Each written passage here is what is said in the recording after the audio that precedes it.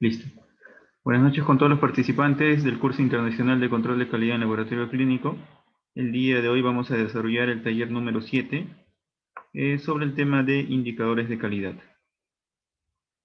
Como lo hemos venido realizando, vamos a seguir utilizando lo que es el Excel como una herramienta para hacer nuestras mediciones y nuestros gráficos. Muy bien, recordando un poco la parte teórica que se desarrolló el lunes pasado, ¿no? Nosotros definíamos, siempre en la parte de gestión, nosotros teníamos que definir nuestros procesos. ¿Ok? Entonces, en este proceso siempre había una entrada, ¿no? Se desarrollaban las actividades en el proceso y se tenía una salida. ¿Ok? Entonces, la parte de indicadores lo que hacía era medir el desempeño de este proceso, ¿no? ¿Qué tal estaba yendo en términos de desempeño? Entonces, una parte de esto que hay que identificar siempre es qué características debe tener mi salida, ¿no? La salida del proceso, para en este caso considerarlo como de calidad. Por ejemplo, en la parte de preanalítica, ¿no? Antes de que pase a la fase analítica, nosotros tenemos que identificar qué requisitos debe unir, por así decir, el producto que sale, ¿no? Que vendría a ser la solicitud de análisis y la muestra. ¿Sí? Entonces, una vez identificados esos requisitos de calidad que deben reunir cada uno de ellos, uno debe hacer las mediciones si es que se está cumpliendo, ¿no? Si se cumplen esos requisitos que uno ha considerado.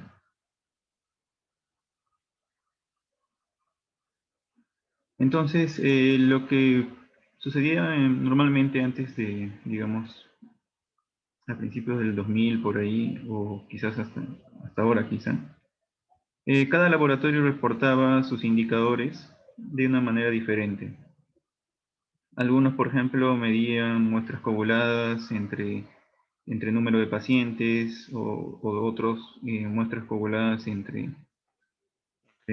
número total de muestras, otros muestras coaguladas entre número total de solicitudes, y así.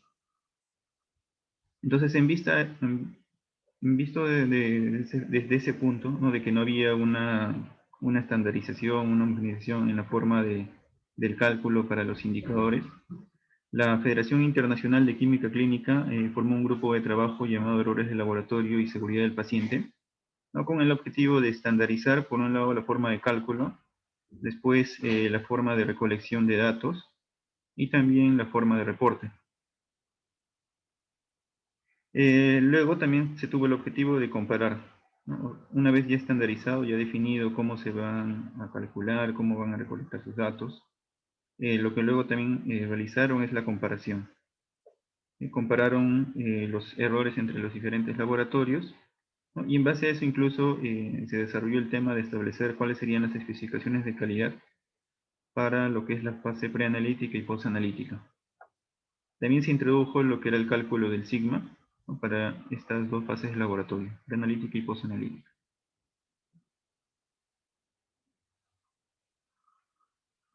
Muy bien, entonces, ¿qué indicadores propuso este grupo de trabajo? ¿No? Tenemos para la fase preanalítica, fase analítica y fase posanalítica. También se desarrollaron indicadores para otras actividades de laboratorio, ¿okay? Para actividades de soporte.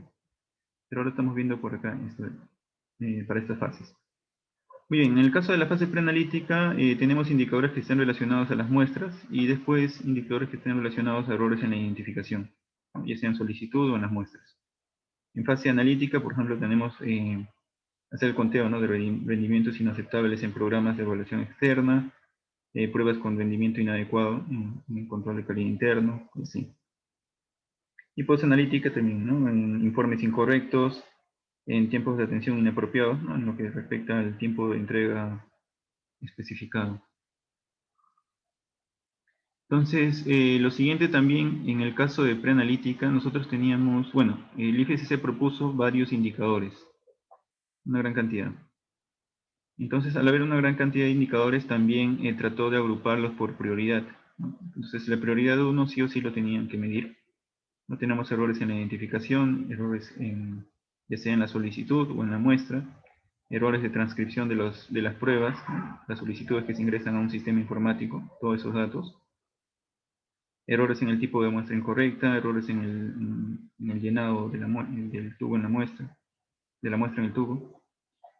También errores, o mejor dicho, incumplimientos, ¿no?, en lo que es el transporte de la muestra o problemas de almacenamiento. Muestras contaminadas, muestras embolizadas, muestras coaguladas, tiempo inapropiado también en lo que es la recolección de la muestra. Y después tenemos otras prioridades, ¿no? Prioridad 2, prioridad 3, prioridad 4. En prioridad 3, por ejemplo, están las solicitudes de prueba inapropiadas, ¿no? Por ejemplo, solicitar pruebas que no respondan o que no ayuden, o mejor dicho, pruebas que no tengan, ¿no?, lo que es el dato clínico, para luego hacer la interpretación. En prioridad 3 tenemos solicitudes ininteligibles, ¿no? En este caso, solicitudes llenadas a mano y que de repente no se llega a entender lo que han redactado. En prioridad 4 tenemos solicitudes de pruebas inapropiadas, ¿no? Acá ya sí se relaciona en cuanto a solicitudes que incluyan un análisis, pero que este análisis no ayude a responder la pregunta clínica, ¿no?, o el dato clínico que han ingresado. ¿Sí? Entonces, otro aspecto importante a tomar en cuenta en la parte de indicadores es hablar de un indicador, ¿no? Muchas veces por ahí se comenta, ¿no?, en el laboratorio se reportó un 10% de muestras pobladas. Decir esto, por ejemplo, no viene a ser que uno esté haciendo un indicador, ¿no?, una medición de indicadores, sino simplemente está haciendo mediciones, ¿no?, métricas, mediciones. Pero en cambio, decir que el nivel de muestras coaguladas está en rojo, ¿no?, en este caso podemos decir mayor al nivel aceptable, y si estamos mencionando algo, ¿no?, de que no estamos en las condiciones adecuadas, ¿no?, como indicador. Entonces, ese es el primer detalle, ¿no? Para hablar de indicadores, lo que yo tengo que establecer es un nivel, ¿no?, un nivel en el cual me diga si estoy bien o estoy mal. Si es que no establezco ese nivel, lo único que voy a estar haciendo es métricas, ¿no?, o medidas, o mediciones. ¿Sí? Entonces, eso es importante. Siempre hay que establecer una meta para hablar de un indicador. Muy bien, en cuanto a los tipos de indicadores que podemos tener, en el laboratorio tenemos dos. Podemos tener ambos, ¿no?, lo que son indicadores de tendencia negativa y lo que son también indicadores de tendencia positiva. Hablando de tendencia negativa, son aquellos que siempre vamos a esperar que salga cero, un 0%, o siempre que esté en el nivel bajo, ¿no? Como por ejemplo en el caso de muestras coaguladas, ¿no? Nosotros en el laboratorio siempre vamos a esperar que este porcentaje sea 0%. ¿Sí? Igual, por ejemplo, acá, ¿no?, muestras con incorrecta relación muestra anticoagulante. Entonces, estos indicadores de tendencia negativa siempre van a estar asociados con los resultados, ¿no? En el caso de los indicadores de tendencia positiva, son aquellos que siempre vamos a esperar que llegue al 100%. ¿No? Por ejemplo, el caso de porcentaje de pacientes con satisfacción de atención en el laboratorio, ¿no?, nosotros siempre vamos a esperar que sea 100%. ¿No? Por ejemplo, si medimos el porcentaje de pruebas con desempeño aceptable en programas de evaluación externa, ¿no?, igual, por ejemplo, en ese caso también nosotros siempre esperaríamos de que nuestras pruebas siempre estén en desempeño aceptable, ¿no? Entonces siempre vamos a querer que llegue al 100%. Entonces estos indicadores generalmente miden las actividades.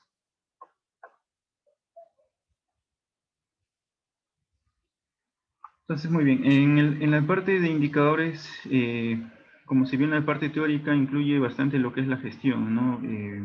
Saber definir el indicador, saber comunicar al personal que vamos a hacer estas mediciones, hacer la participación en conjunto, ¿no? También capacitar,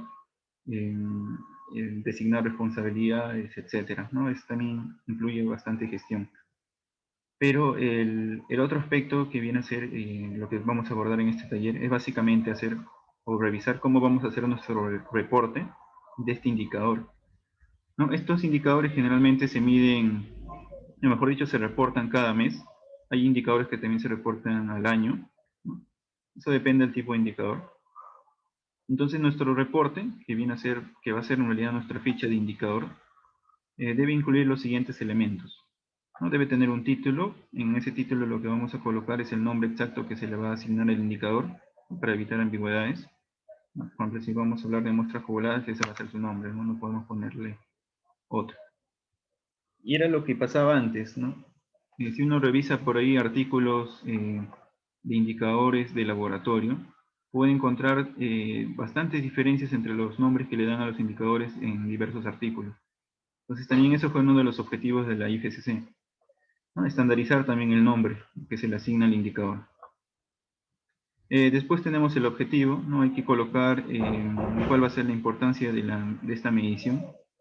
Después hay que colocar el alcance, ¿no? Para limitar a qué parte de la organización está incluido. ¿No? Por ejemplo, si hablo de muestras coaguladas, hablo en total de laboratorio o de repente solamente hematología o solamente hemostasia. En el caso de la fórmula hay que poner el cálculo exacto, ¿no? Cuál va a ser mi numerador, cuál va a ser mi denominador, porque en indicadores obviamente lo que hacemos es una división, ¿no? Sacar un porcentaje. Entonces ahí hay que indicar cuál va a ser esa fórmula, ¿no? ¿Qué dato voy a colocar en mi numerador? ¿Qué dato voy a colocar en mi denominador? La unidad de medida también es importante, ¿no? Bueno, en el caso de indicadores todo es porcentaje, ¿no? Frecuencia, ¿no? ¿Cuál va a ser la frecuencia del registro? Si va a ser diario, si va a ser mensual, si va a ser trimestral, bimestral, etc. La fuente de datos, ¿no? De dónde se va a recolectar esa información que me va a permitir hacer el cálculo, ¿no? Por ejemplo, de dónde voy a recolectar yo la información de muestras coaguladas, ¿no? De repente tengo un registro y así. Y también las responsabilidades, ¿no? ¿Quién es la persona que va a hacer esta ficha del indicador y al final lo va a imprimir, ¿no? Algo así. El responsable. Después los comentarios, ¿no? La información relacionada a la métrica o la medición que se ha realizado. Entonces acá más o menos tenemos un ejemplo donde podemos incluir todo ello. Para muestras coaguladas tenemos una descripción, tenemos la fórmula, tenemos el porcentaje y es muy importante tener la meta, ¿no? Para considerarlo como indicador. Tenemos el responsable, la tendencia, ¿no? Este son muestras coaguladas, va a ser un indicador de tendencia negativa, siempre vamos a esperar de que sea 0%.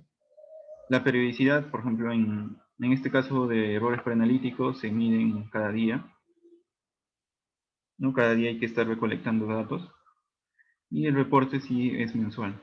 Cada mes hay que hacer nuestro consolidado y generar nuestra ficha de ese mes.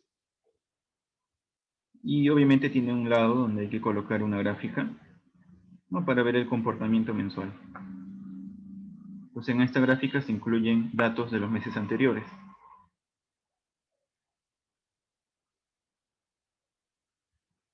Listo.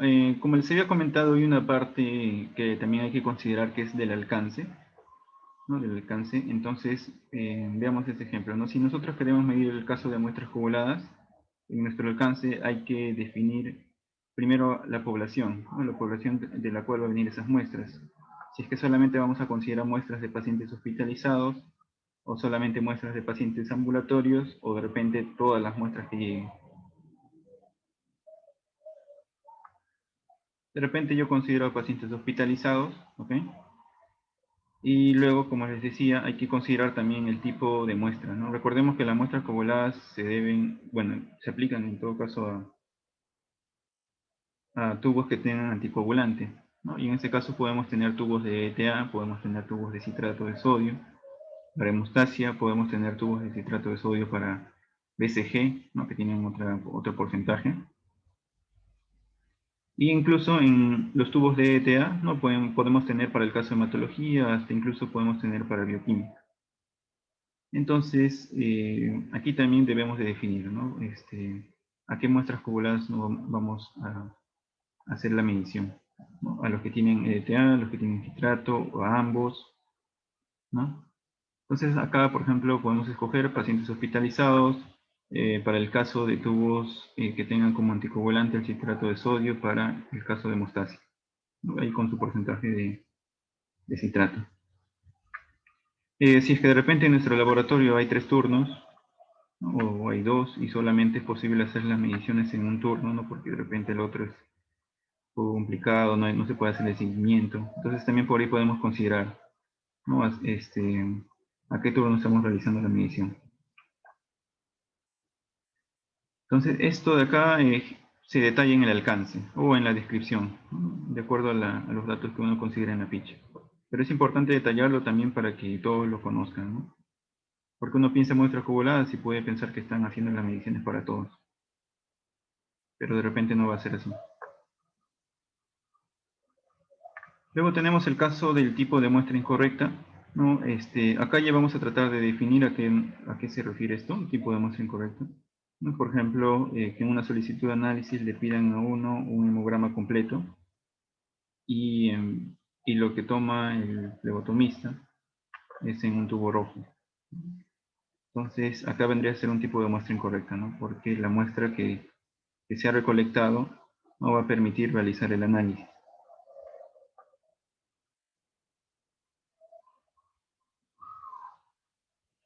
En el caso que tenemos acá relacionados al volumen, podemos tener volumen de muestra incorrecta y relación muestra anticoagulante incorrecto. Estos están relacionados al volumen. En el caso de volumen de muestra incorrecta, solamente se hacen las mediciones a los tubos que tengan suero. ¿Ok? Y en el caso de relación muestra anticoagulante incorrecta, solamente se va a relacionar a los tubos que tengan anticoagulante. Entonces acá la relación muestra anticoagulante incorrecto puede ser de que la muestra esté por encima del nivel recomendado por el fabricante o esté por debajo de ese nivel recomendado, ¿no? Y en el caso de volumen de muestra incorrecta sería cuando el suero que se ha recolectado no es suficiente para hacer el análisis, o de repente no es suficiente para que pueda ser ingresado en el equipo. ¿Sí? Entonces, si es que yo de repente tengo una muestra de EDTA, ¿no? Sangre total, y tengo un volumen inferior y no puede ser procesado por el equipo, ahí tengo que hablar de relación muestra anticoagulante incorrecto. No puedo incluirlo en lo que es volumen de muestra incorrecta, por este detalle. ¿Okay? En el caso de muestras hemolizadas, ¿qué es lo que podemos tener? La forma de cómo vamos a hacer esta evaluación, ¿no? A ver, en el caso de muestra incorrecta, volumen, nosotros lo miramos visualmente, ¿no? En el caso de muestras coaguladas también, ¿no? Nosotros hacemos una revisión. Pero en el caso de muestras hemolizadas, esa revisión puede ser de dos maneras.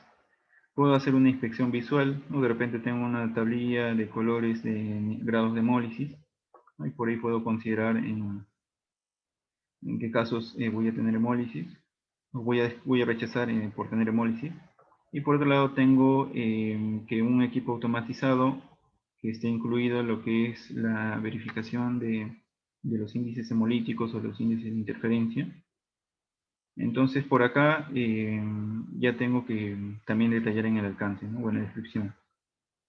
Muestras hemolizadas inspeccionadas visualmente, ¿no? O muestras hemolizadas inspeccionadas mediante índice hemolítico.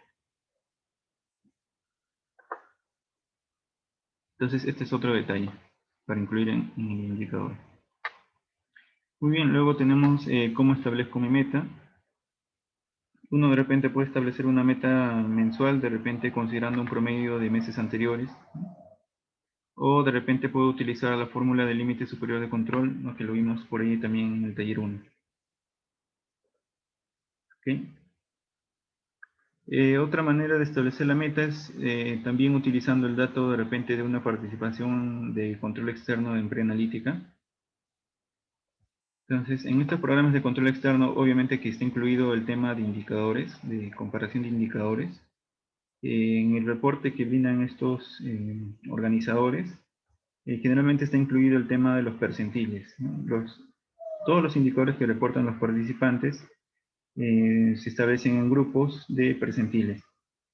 Entonces, acá lo que uno tomaría de acuerdo a lo que puede escoger, de repente a la categoría que uno está participando, de acuerdo al nivel del establecimiento, o de repente de manera global, lo que ahí puede tomar es el dato del percentil 50. Entonces, con ese dato del percentil 50 puede establecer una meta, de acuerdo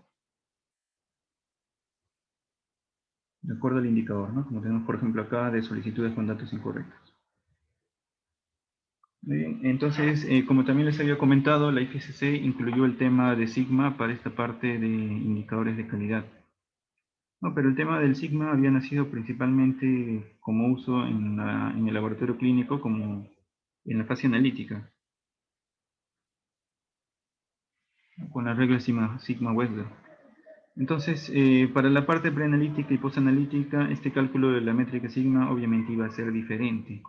porque en la parte analítica era una fórmula que consideraba el TEA, el sesgo, el CB, ¿no? Datos que no son posibles de calcular en estas fases de laboratorio, pre y post. Entonces, ¿qué se consideró para hacer el cálculo del sigma en pre y post? Tenemos primero que calcular los defectos por millón. Estos defectos por millón se calculan multiplicando el indicador por 1.000.000, nada más. Luego, estos defectos por millón son comparados de acuerdo a la métrica sigma, que va desde 1 hasta 6. Entonces, para este caso lo que se considera que una métrica sigma de 6 viene a ser 3.4 defectos por millón.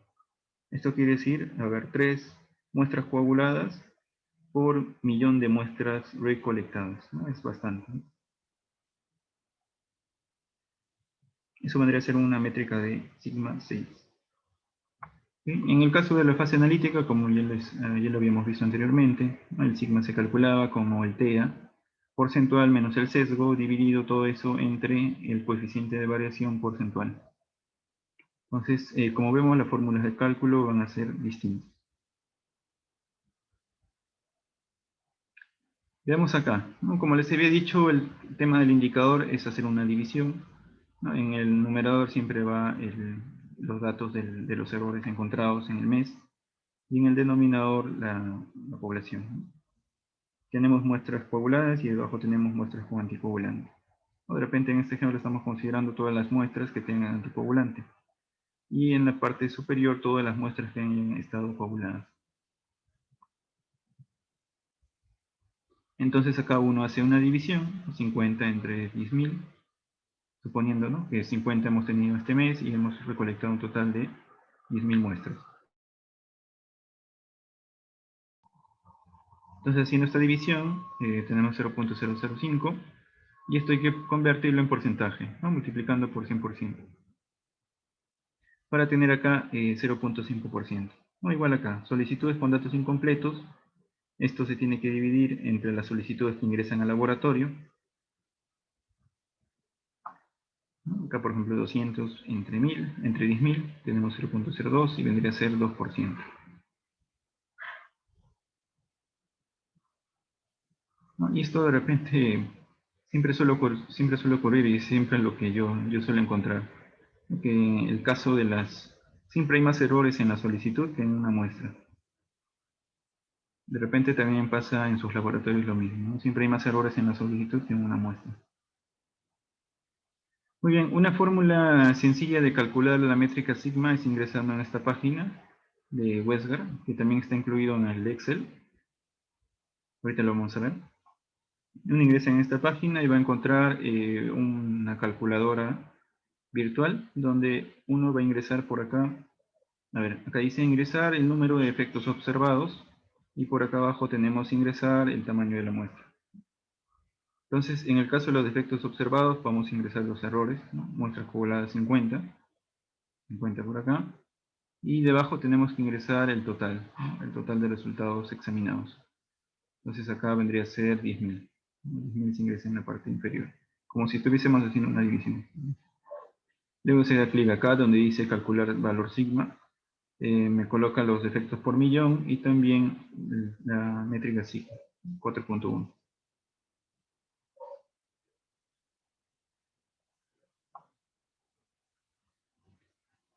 Listo, entonces como les decía, uno puede utilizar esta página para evitarse por ahí algunos cálculos, ¿ok? Pero veamos cómo es que realmente sale, ¿no? Cómo es que realmente se planteó la forma de cálculo.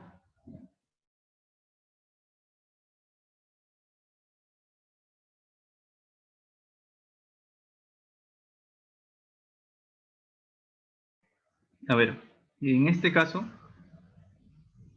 nosotros tenemos un cuadro de equivalencias del valor sigma en porcentajes. A ver, por acá teníamos la equivalencia de los efectos por millón en métrica sigma. No, pero acá no estaban en porcentajes, ¿no? Por ejemplo, acá decíamos 3.4 defectos por millón. La otra tabla de equivalencia ya nos coloca en porcentajes, ¿no? Esto vendría a ser el 0.00034, o sea, el 3.4 por millón. ¿No? Pero acá ya está representado en porcentaje. Entonces, para ese sigma de 6 vendría a ser este porcentaje, para un sigma de 1 vendría a ser 69.1%.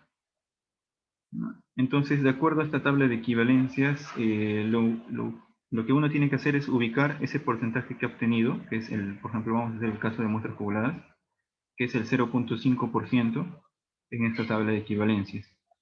Para ello lo que se utiliza es esta fórmula, que es de interpolación, para hacer ese cálculo. Tenemos en el lado izquierdo los datos relacionados al porcentaje, y en el lado derecho los datos relacionados a la columna de signo. Entonces veamos de acuerdo al ejemplo. Entonces tendrían que ser los porcentajes que se va a utilizar.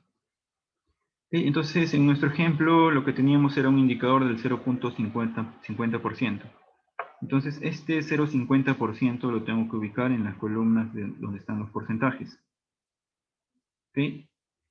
Obviamente ese 0.50 no está exacto, no lo podemos encontrar exacto para decir representa ese signo. Y lo podemos encontrar dentro de este intervalo, ¿no? Del 0.46 al 0.62. Entonces el 0.50 se va a encontrar en este intervalo. Muy bien, entonces vamos a utilizar los datos de ese intervalo, ¿no? Del 0.46 y del 0.62. Entonces los datos que vamos a tomar por acá para reemplazar en esta fórmula, en la parte de A se coloca el porcentaje inmediato superior y en el lado del B se coloca el porcentaje inmediato inferior. Esta X mayúscula vendría a ser el porcentaje obtenido, que es el 0.50. ¿Ok? Entonces, ¿cuál es el porcentaje inmediato superior de 0.50? Vendría a ser 0.62, ¿no? El superior. Y el inferior vendría a ser 0.46. Entonces, A vendría a ser 0.62 y B vendría a ser 0.46. Estos datos se reemplazan acá en el lado izquierdo. ¿Ok? Y ahí tenemos.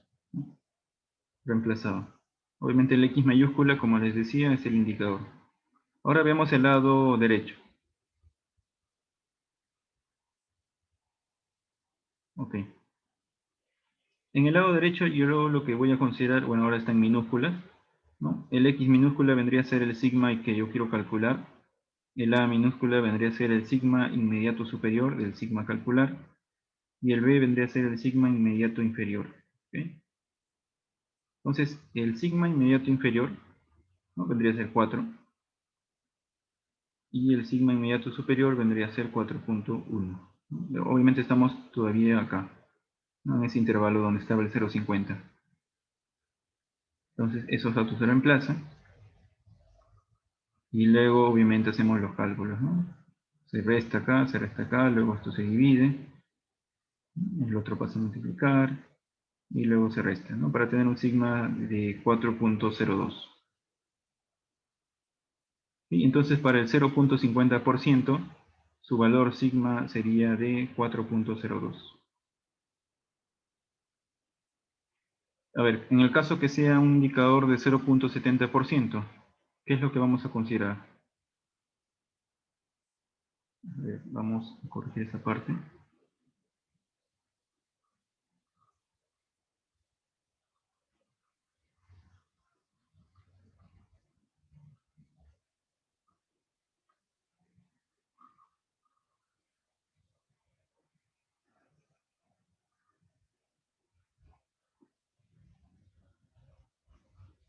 A ver.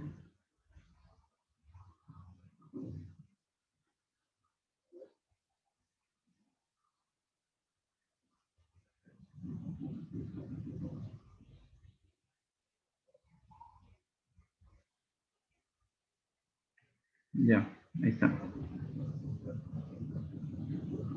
Ahora sí. Disculpe, ¿me escuchan? ¿Sí?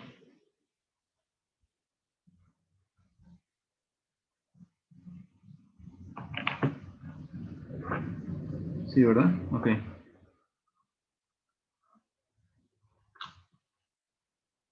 Ok, listo, gracias. Pensé que por ahí se había cortado. Ok, listo, voy a continuar acá. Entonces, en el caso del 0,70%, ¿no? Este 70% o 0.7 o 0,70 lo vamos a encontrar en este intervalo, ¿no? Del 0,62 al 0,81. Entonces, ese 0,70 está dentro de estos dos valores que tenemos en porcentaje. Entonces, a ver, vamos a considerar cuál sería el sigma, perdón, el porcentaje superior sería 0,81, ¿no? Y ese vendría a ser el valor de A. El valor de B, que vendría a ser el inferior, sería 0,62 y está por acá. Luego, en el caso de las letras minúsculas, ¿no? Tenemos el sigma inmediato superior, ahora vendría a ser 4. El inferior vendría a ser 3,9. Listo, se hacen los cálculos también acá. Y para tener un sigma de 3,94. Entonces, para un indicador de 0,70%, el sigma vendría a ser de 3,94.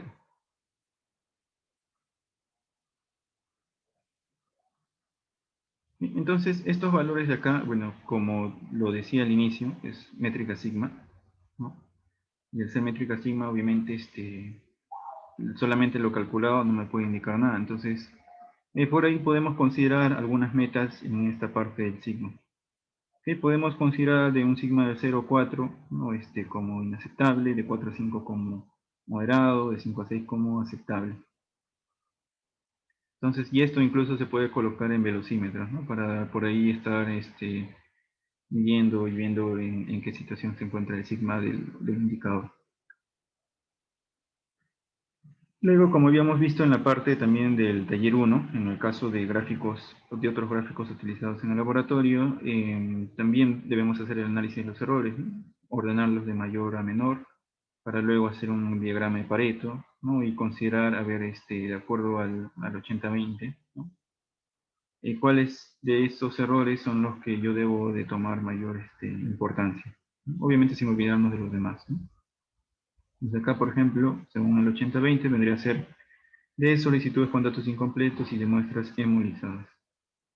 Entonces esa parte ya completa la parte de gestión, ¿no? Porque no solamente es hacer la medición y saber que estoy inaceptable, sino también tengo que hacer actividades para tratar de mejorar ese indicador en el próximo mes, ¿no? Y son criterios que se establecen en una auditoría, ¿no? Cuando el auditor revisa los indicadores, por ejemplo, revisa el mes de abril, que, a ver, de repente tu meta te decía que era 5%, pero tu indicador salió 10%, ¿no? Entonces el auditor va a revisar si es que en ese mes, al fin de mes has hecho el análisis y si has implementado alguna actividad de mejora para el próximo mes.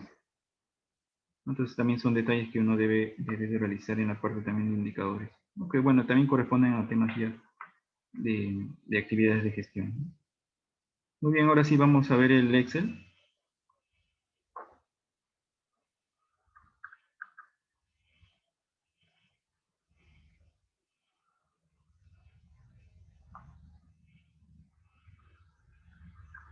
Listo.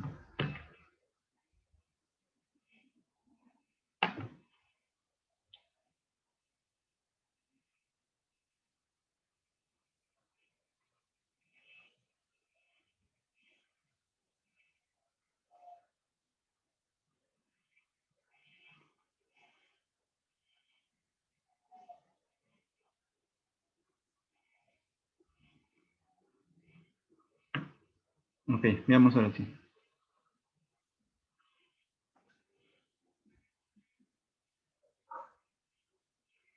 Muy bien, como habíamos revisado con ustedes el caso del colesterol la semana pasada, vamos a tratar de terminar de completar esos detalles, ¿no? Acá tenemos los datos atípicos, los datos para los límites del gráfico Levy-Jennings. Habíamos realizado el gráfico Levy-Jennings para colesterol, ¿no? Para el mes de marzo.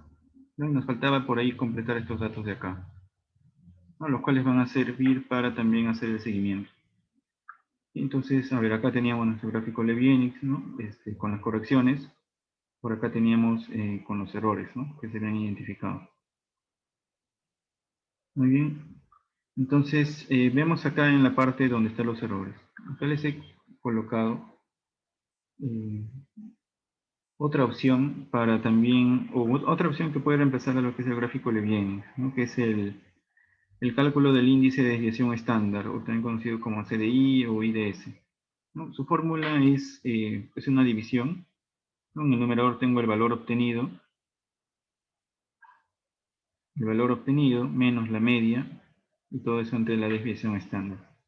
Entonces, calculando este CDI, yo puedo graficar los dos niveles en un solo gráfico y también hacer la misma evaluación. En este gráfico CDI, lo que yo tengo, obviamente en el medio, va a ser el valor de la media. Acá lo he puesto como 0. La siguiente línea hacia arriba, ¿no? que acá está como 1, 2 y 3, y abajo tengo menos 1, menos 2, menos 3, tendrían a ser las desviaciones estándar, ¿no? Este vendría a ser una desviación estándar positiva, dos desviaciones estándar positivas, tres desviaciones estándar positivas. Y hacia abajo lo mismo, ¿no? Pero en el caso de negativo. ¿Okay? ¿Cómo puedo yo graficar esto? Obviamente acá yo a un costado, no salió. Yo acá a un costado he colocado los datos, ¿no? Para los límites, así como siempre lo he estado haciendo. ¿No? Y solamente he colocado, ¿no? 3, 2, 1, 0, menos 1, menos 2, menos 3, nada más. Entonces, de acuerdo a eso, he graficado esto.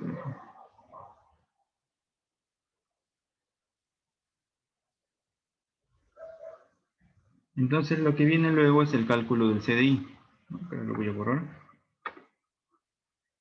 Entonces, yo tengo acá los datos de los niveles, ¿no? A ver, acá en el gráfico de bienes, el dato que iba era el resultado que obtenía, ¿no? Los 200 miligramos por decilitro, ¿no? Para el nivel 2 también, ¿no? Los 247 miligramos por decilitro. El gráfico de bienes consideraba eso, ¿no? La concentración. Pero en el caso de este gráfico, yo tengo que hacer el cálculo del CDI.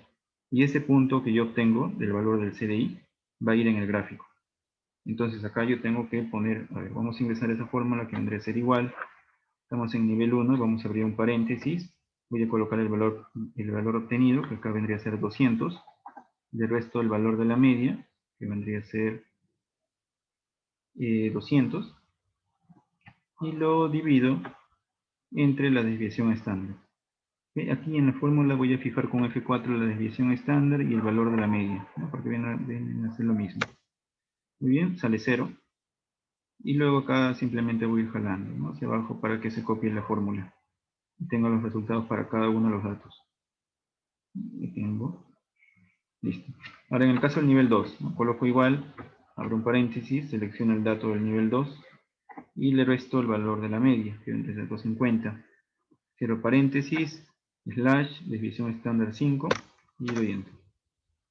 Estos valores de acá de la media de la desviación estándar es lo que calculamos en la parte de los datos atípicos. ¿Okay? De los 20 datos, para aclarar ese punto. Listo, entonces acá ya tengo esto. Voy a fijar también la media y la desviación estándar para que no se mueva con F4 y copio la fórmula hacia abajo. Listo. Ya tengo estos valores, ¿no? 0, menos 1.3, menos 1.3 y así. Entonces voy acá a añadir en este gráfico de acá. A ver, voy a seleccionar datos. Voy acá al final y de ahí doy clic en agregar. Nombre de la serie, CDI nivel 1. Los valores vendrían a ser todo esto de acá. Y aceptar. Luego agrego el CDI nivel 2.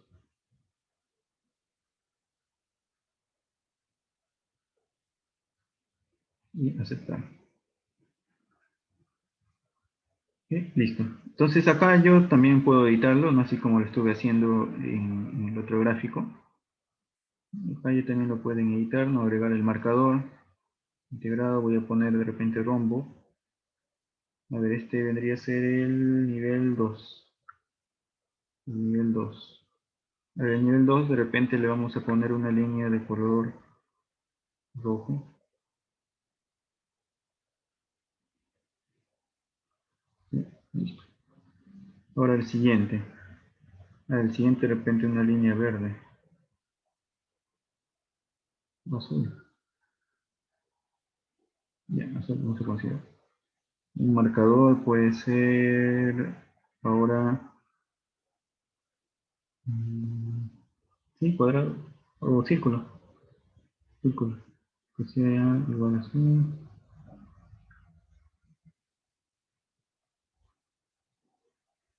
Listo.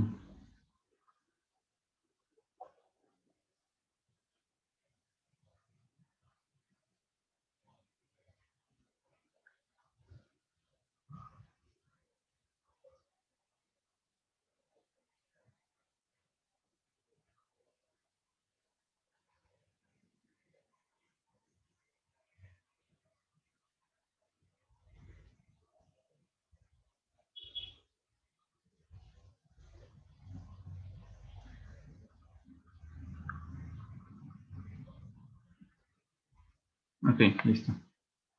Entonces acá ya tengo graficado los valores del CDI.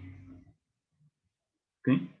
Estos, a ver, acá tengo una consulta de Grisel, me dice si es que lo hago con los valores corregidos o con los no corregidos. No. Claro, esto lo estamos haciendo acá con los valores, bueno, con los valores, acá lo he hecho con los valores con errores, para también detectarlo. Pero se hace obviamente con los valores que te salen, ¿no? Por ejemplo, yo empiezo el día 1, ¿no? Marco me sale de repente, en el equipo me sale 200, ¿no? Como está ahí. Entonces lo ingreso y ahí tengo mi valor CDI. Ahora, si es que al hacer el análisis de las reglas Westgard, encuentro que ese punto está fuera de control, tengo que corregirlo, ¿no?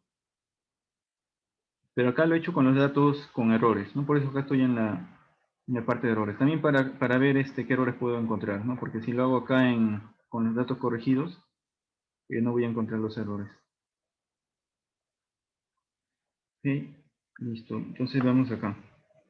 Entonces, con el CTI, la ventaja de esto puede ser también de que uno puede hacer el análisis de ambos niveles al mismo tiempo, ¿no? A diferencia de esto que habría que mirar abajo y arriba, ¿no?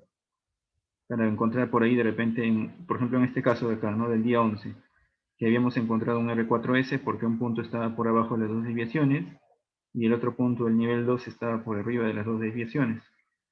Por ejemplo, acá en el caso del CDI veo el día 11, veo este punto de acá, el punto azul está debajo de las dos desviaciones y el punto rojo está por arriba, ¿no? Acá también podía identificar el R4S. Dos puntos debajo de las dos desviaciones y el otro también, pero en direcciones opuestas. Por ejemplo, acá en el día 8, ¿no? En el día 8 yo veo a los dos puntos por arriba de las dos desviaciones, ¿no? Lo cual sería el 2, 2S, ¿verdad? Después, a ver, por acá, ¿qué más puedo encontrar? A ver, este punto de acá vendría a ser un 1, 3S, porque está debajo de las tres desviaciones. Por acá puedo encontrar, ¿no? El 8X, si no me equivoco, 1, 2, 3, 4, 5, 6, 7 y 8. Los 8X, ¿no? Y acá se tendrá que haber corregido este punto de acá. Después por ahí, ¿qué más encuentro? A ver.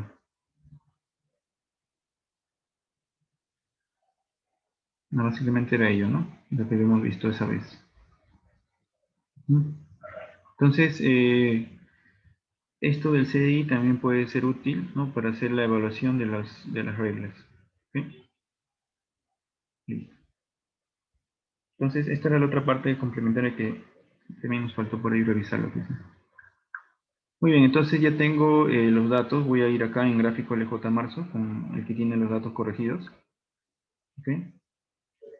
Entonces, vine a hacer el reporte mensual, ¿no? Una vez ya llegó fin de mes, llegó el 31, entonces tengo que imprimir este reporte. Para eso tengo que agregar los datos mensuales que he obtenido, ¿no? ¿Cuánto ha sido la media mensual de marzo? Entonces acá voy a ingresar promedio, selecciono los datos y doy Enter. Listo. Para el nivel 2 también, cuál es su promedio. Y por acá voy a quitarles algunos decimales. Listo. Ahora viene a ser el otro, la desviación estándar.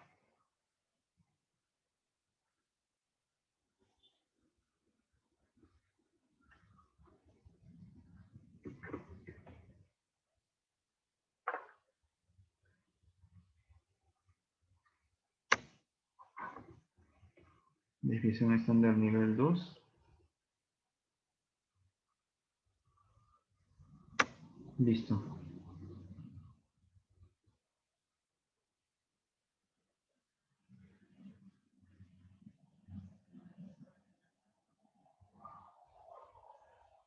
Muy bien. Ahora luego viene el cálculo del coeficiente de variación mensual, ¿no? Para eso voy a hacer la división entre la desviación estándar entre la media. Esto lo convierto a porcentaje por acá. Le agrego dos decimales. Por el otro caso también. Tengo el coeficiente de variación para el nivel 2 que sale 260. Luego el cálculo del sesgo. Por acá. Luego el cálculo del sesgo vendría a ser igual. Hay que tenerlo en porcentaje, así que voy a abrir un paréntesis porque tengo que hacer una resta y una división. La resta vendría a ser la media mensual menos el dato del inserto, ¿no? La media del inserto del control. Cierro paréntesis y luego lo divido de nuevo entre la media del inserto. Doy Enter, eso lo voy a convertir en porcentaje. Luego decimales, 2, listo. Luego, en el caso del nivel 2, igual, una resta entre el valor de la media que he obtenido, menos el valor de la media del inserto, cierro paréntesis, divido de nuevo con la media del inserto. Enter, y esto en porcentaje con 2 decimales. Bien, en el caso del TEA, que yo he considerado acá como fuente CLIA, acá voy a colocar 10%. Y por acá también. Luego viene el cálculo del error total. Vamos a poner igual, ¿sí? 2 por CB más sesgo. Por acá también igual 2 por CB más sesgo. Listo. Podemos calcular también el sigma, ¿no? Como lo habíamos visto por acá. Para recordarles, a ver, TA menos sesgo entre CB. ¿Sí? Entonces acá coloco igual el valor TA, abro paréntesis primero, el valor TA menos valor sesgo, cierro paréntesis, división, entre el CB, ¿no? Listo, 3.96. El siguiente, ¿cuánto sale? 3.57 para el nivel 2. Para el nivel 2, 3.57. Listo, entonces ahí ya tengo completado la parte de los datos mensuales, ¿no? Entonces lo que viene luego, como les había comentado, es hacer el seguimiento. ¿Okay? Hay que hacer el seguimiento de estos datos de acá de manera mensual.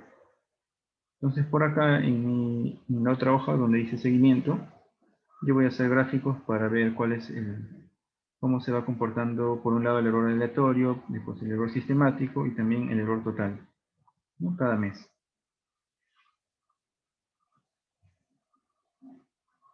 Pero obviamente, como les había comentado, para hablar del indicador tengo que colocar una meta. ¿Y cuál es mi meta en esta parte analítica? Es mi error total aceptable, ¿no? Que según fuente CLIA es de 10%. Acá vamos a ver. CLIA 10%. Ahora, ¿cómo puedo yo sacar el error aleatorio aceptable?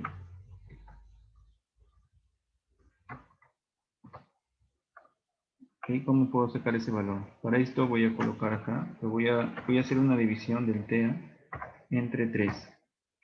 Y ese va a ser mi error aleatorio aceptable. En el caso del error sistemático, va a ser igual, perdón, error sistemático aceptable va a ser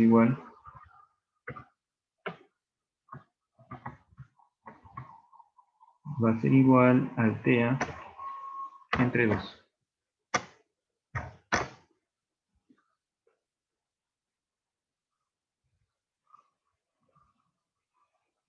Listo. Y acá vamos a considerar obviamente el TEA, ¿no? Acá va a ser el TEA. Listo, acá vendría a ser 10%. Y acá vamos a colocar como 10%. Acá vendría a ser igual a 10 entre 2. Listo, acá en porcentaje.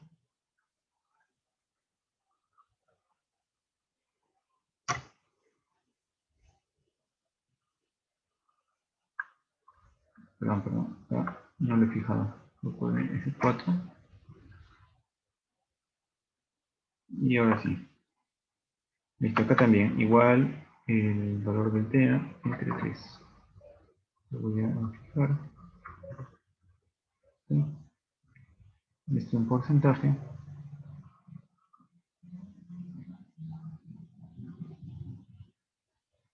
Y listo.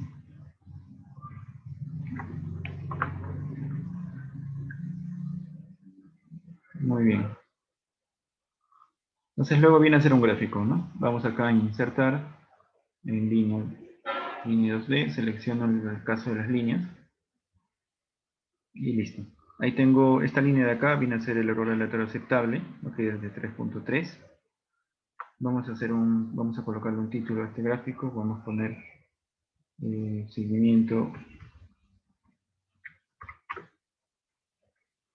error aleatorio para colesterol.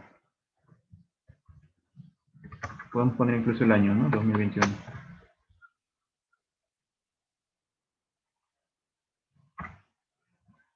Listo. A ver, ¿qué más? Y ahora viene a ingresar el dato, ¿no? Pero antes vamos a editar este gráfico para que salga como puntos. Le vamos acá en diseño. Nos vamos a cambiar tipo de gráfico. Nos vamos al último donde dice cuadro combinado. Al CB nivel 1 le vamos a poner línea con marcadores. Y al CD nivel 2, línea con marcadores. Y por acá voy a poner aceptar. Listo. Vamos a ver cuánto nos salió en el mes de marzo. El CB. 2.31 y por acá 2.60.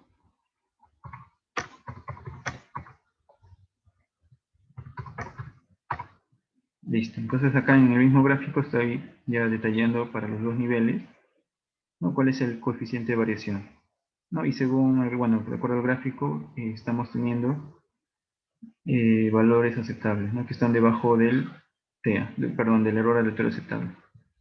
Esto de acá lo puedo ocultar previamente. Listo. Entonces ahí puedo colocar mi gráfico y hacer las revisiones mensuales, ¿no? De repente, a ver, vamos a ingresar otro dato para el siguiente mes, ¿no? A ver, de repente sale 4, el 4%. ¿No? Y veo que para este mes estoy pasando, ¿no? Acá de repente sale, por el nivel 2 sale 2.5, ¿no? Nivel 2 está bien. A ver, vamos acá, acá dice de 1 a 12, ¿no? Vamos a colocar en meses. Voy a hacer doble clic ahí.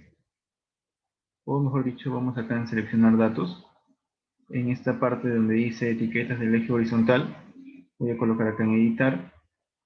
Y por acá le voy a dar clic por acá. Luego al costado, luego aceptar.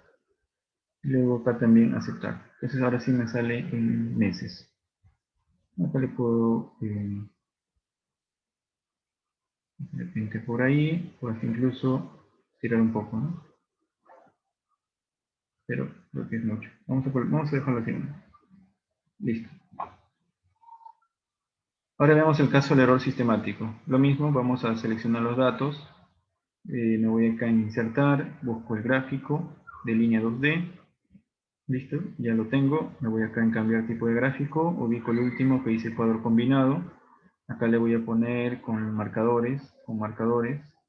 Luego en aceptar. Listo, acá también podemos cambiar el eje X. Acá, y aceptar. Y luego acá aceptar. Vamos a ponerle también un título.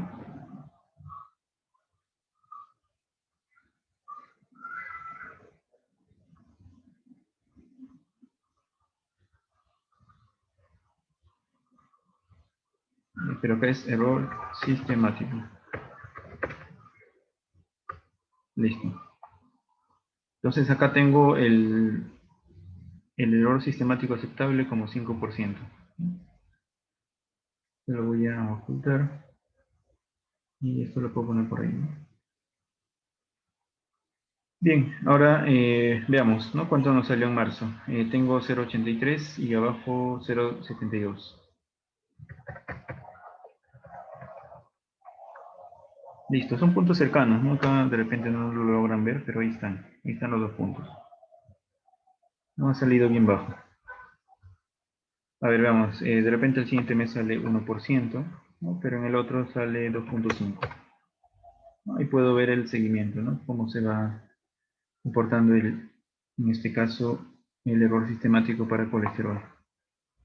Listo, ahora veamos para el error total, ¿no? Igual selecciono los datos, voy a insertar gráfico de línea 2D, y luego cambiar tipo de gráfico, cuadro combinado.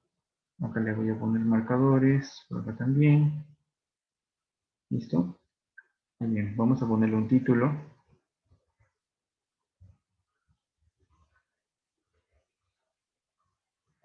Pero acá es error total.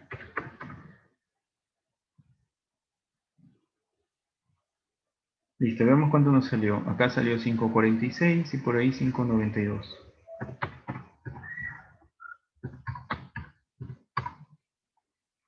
Muy bien, ahí veo los puntos, ¿no? Acá también podemos agregar los meses como hemos estado haciendo.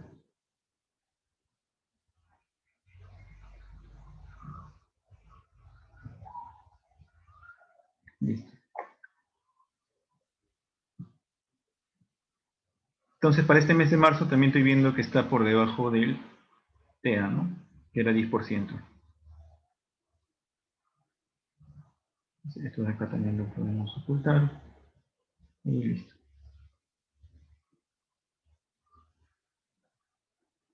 A ver, abril de repente sale 6. Pero el error total nivel 2 de repente disminuye, sale 3. Entonces ahí veo el comportamiento. Listo. Okay, entonces esto igual entra en el informe mensual, ¿no? Y también, obviamente, cada mes también hay que incluir esta evaluación.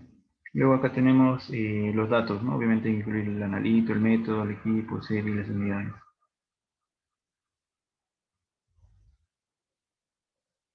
Listo, entonces esto complementa la otra parte, ¿no? Del seguimiento mensual. Obviamente como indicador porque ahí tenemos nuestra meta. ¿No? Establecido las metas del desempeño para este monolito de colesterol. Muy bien, ahora veamos el caso de pre y post analítica, ¿no? Como les había comentado, para estos indicadores de pre y post analítica hay que hacer mediciones diarias, ¿no? Por ahí lo vimos de repente en el taller 1, ¿no? Tenemos acá los días también, por ejemplo, del 1 hasta el día 24 de recolección de datos. Tengo acá el número total de muestras con anticoagulantes.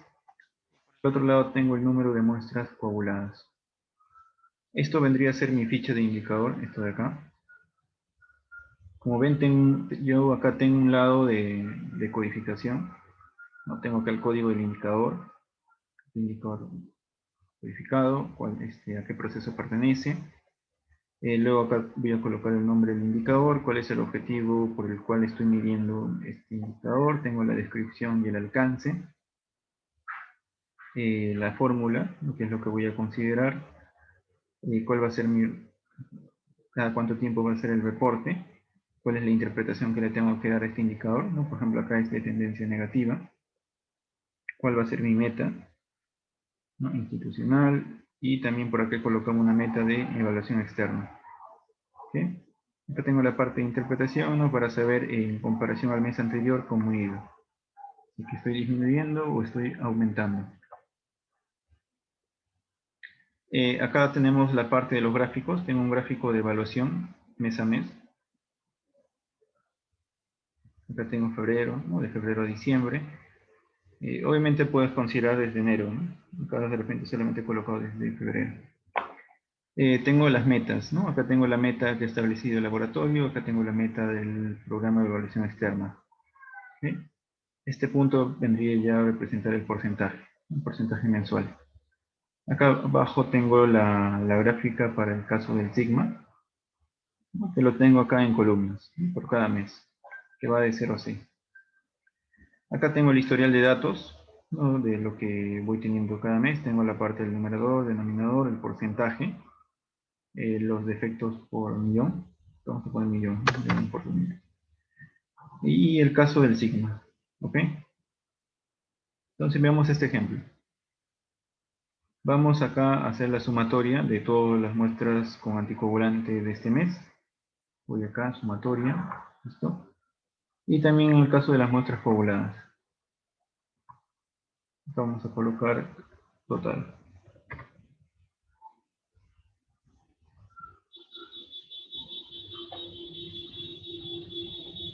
Listo. Entonces estos datos ingresarían acá, ¿no? En marzo. El valor de 30 y por acá el valor de el denominador, ¿no? El total de muestras con anticoagulante. Listo.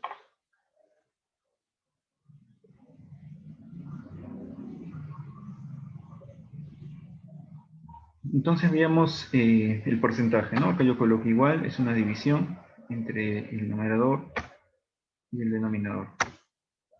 Listo, me sale 0.17%. Eso se grafica acá. Veo que estoy disminuyendo en comparación a febrero.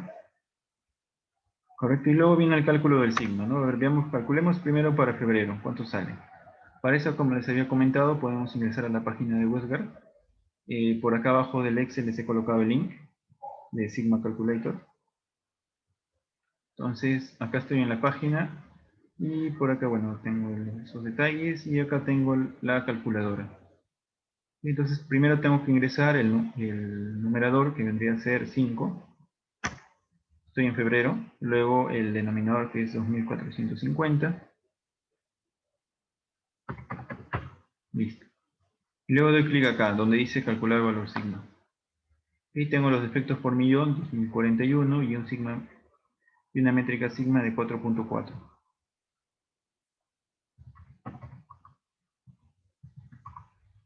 Acá no me sale el valor, voy a quitarle decimales. Listo. Ahora veamos el mes de marzo.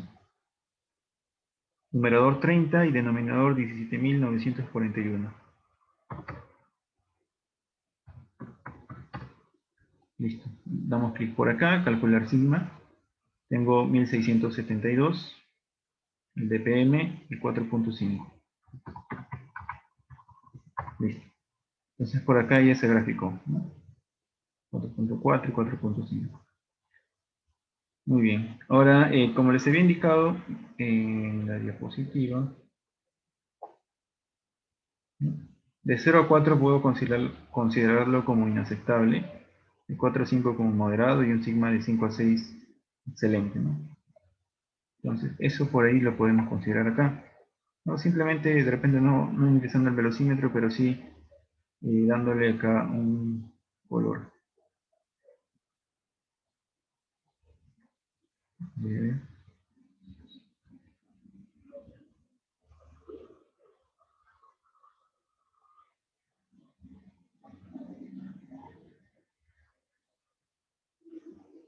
Bien.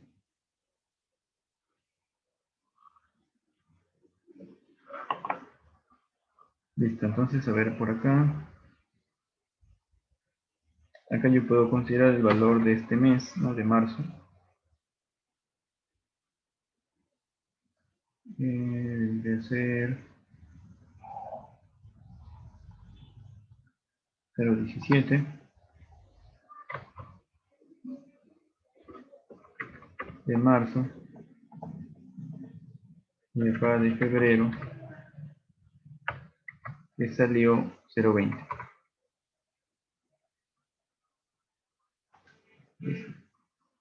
Entonces acá yo puedo interpretar, ¿no? De que ha habido una disminución del indicador en comparación del mes de febrero.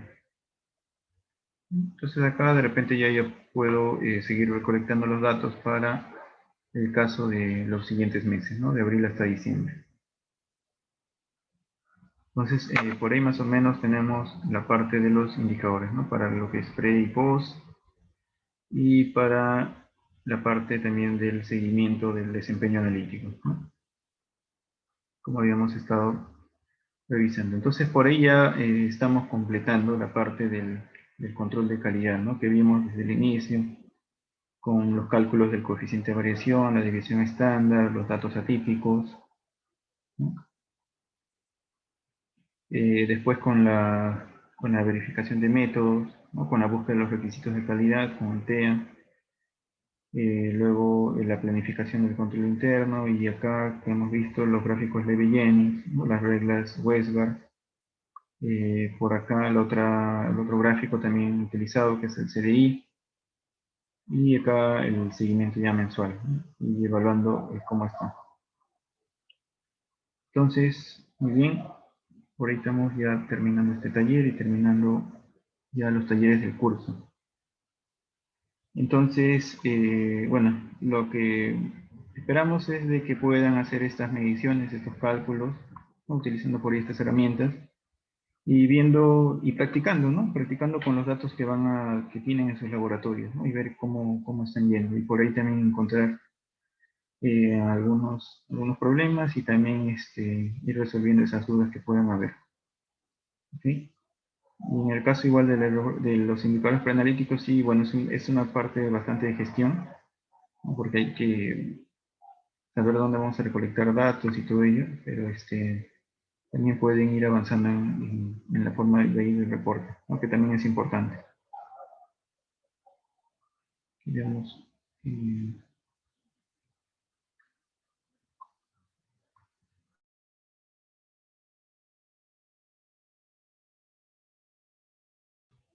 listo. Entonces, no se olviden, el día de mañana tenemos la sesión con el doctor Westgard a la misma hora. Se va a compartir el link de Zoom, que es diferente a los links que hemos estado utilizando. Y también las diapositivas antes de la sesión, obviamente, ¿no? Unas horas antes, no unos minutos antes. Para que también lo puedan de repente ahí tener impreso, ¿no? Y poder también dar seguimiento a lo que el doctor va a explicar, ¿no? Que es básicamente estas reglas Westgard, cuál es su importancia, ¿no? De utilizar, ¿no? La media de los 20 datos, ¿no? Y no la media que tiene el fabricante. ¿Okay? Entonces por ahí también se eh, van a poder conocer cuál es esa importancia, ¿no? De hacer este cálculo y hacer el gráfico de Vigennin con estos datos, con los 20 datos. Y también la parte de la planificación, ¿no? Que vimos de las reglas Sigma-Wessel con la planificación. A ver, Cristian nos dice, ¿el CB que se hace seguimiento es el mensual o es el acumulado o es el promedio cuadrático? A ver, el CB que hace seguimiento es el mensual. Es este de acá, que vas colocando de cada mes, ¿no? De los datos que tienes, por ejemplo, acá tienes 28 datos, calculas ese CB y lo vas haciendo el seguimiento. Ahora, en el caso de lo que me comentas del acumulado o el promedio cuadrático, en realidad eso viene cuando por ahí quieras acumular datos para el nuevo cálculo de la media y la desviación estándar para el mes de abril, ¿no? De repente quieres acumular datos de los 20 del mes de febrero más los 28 de marzo, ¿no? Entonces ahí de repente haces un acumulado de la media, un acumulado de la desviación estándar y tu nueva gráfica para el siguiente mes de abril ya tiene esos datos acumulados. Pero para el seguimiento sí es solamente los 28 o 30 datos, lo que recolectes en ese mes. Eso sí, para el seguimiento solamente son los datos de ese mes, no es el acumulado.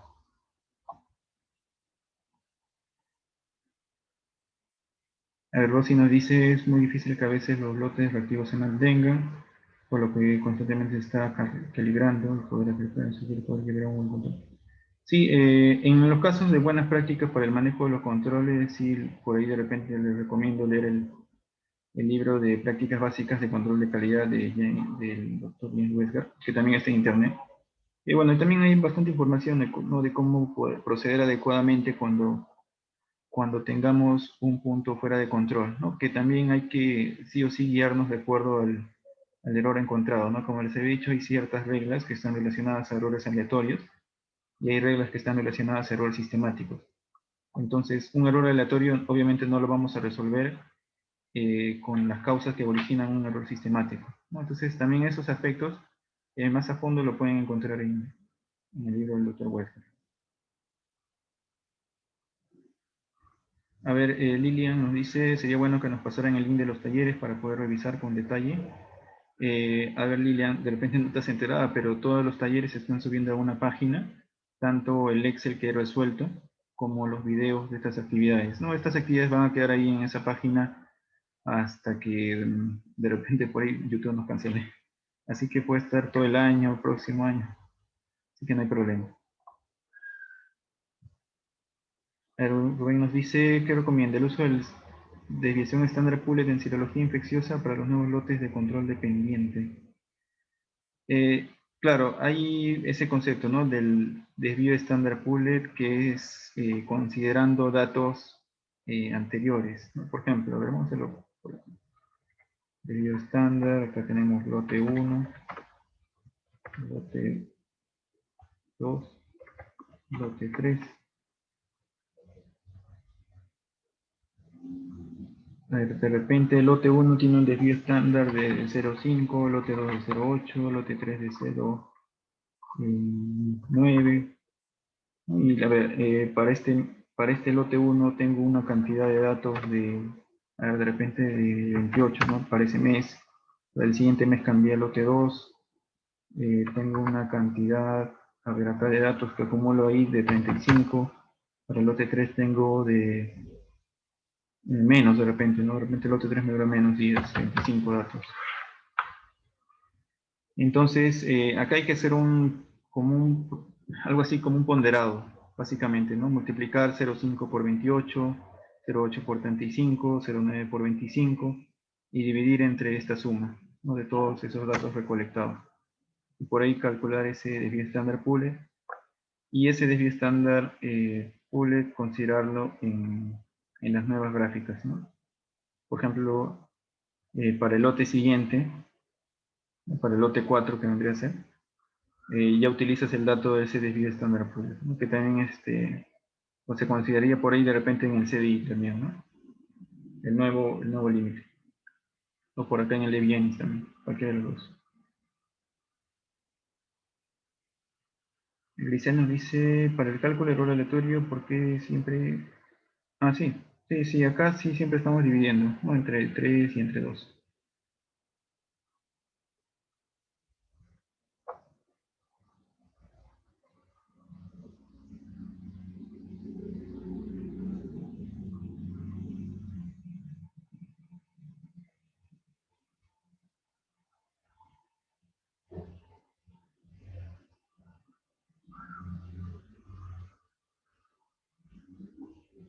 Listo. No se olviden el día de mañana, sábado, activen sus alarmas por ahí quizá y estén presentes en esta sección. Solamente va a ser por Zoom, no se va a transmitir por Facebook. También me han comentado que no va a ser posible la grabación de esta actividad. Ok, así que los esperamos el día de mañana.